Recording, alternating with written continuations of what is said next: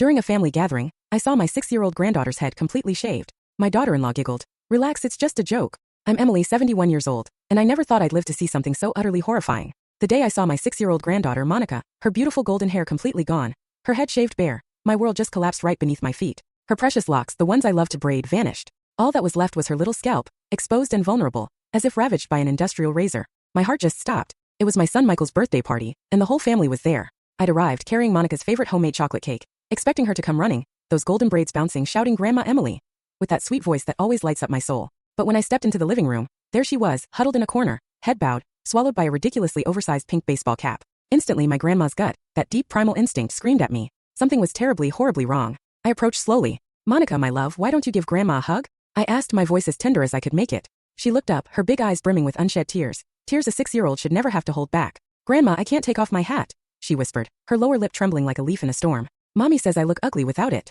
My hand started to shake. "What happened to your hair, my little one?"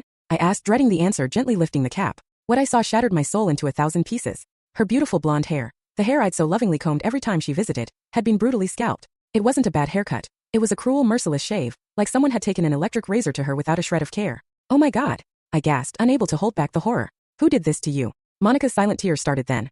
Those heartbreaking tears that only come from a truly broken heart. "Mommy did it," she whispered softly, glancing towards my daughter-in-law, Paula. Just then Paula appeared, a glass of wine in her hand and a smile that froze my blood. "Oh, Emily, did you see Monica's new look?" she chirped, laughing as if this was perfectly normal. "Doesn't it look modern? It's the new fashion." "Modern," I repeated, the word tasting like ash. "Paula, how could you do this to a child?" Paula merely shrugged, utterly nonchalant. "It was necessary. This kid never wanted to wash her hair. She always cried when I tried to comb it. So I decided to solve it once and for all. But she's just a 6-year-old girl." My rage boiled over, a hot bitter wave rising in my throat. "How could you completely shave her head? It's just hair, Emily. It grows." Paula took another sip of wine and chuckled. "Besides, it's a joke, don't you see? She's overreacting. Kids these days are so dramatic." "A joke." She called the trauma she'd inflicted on my granddaughter a joke. I looked at Monica, who had hidden behind my legs, trembling like a scared little bird. Her tiny hands clutched my coral dress in desperation. "A joke," I repeated slowly, each word turning to poison in my mouth. "You consider humiliating your own daughter a joke?" Paula rolled her eyes. "Oh, Emily, don't be so dramatic. It's just hair. In 2 months it'll have grown back a little." But I knew my granddaughter.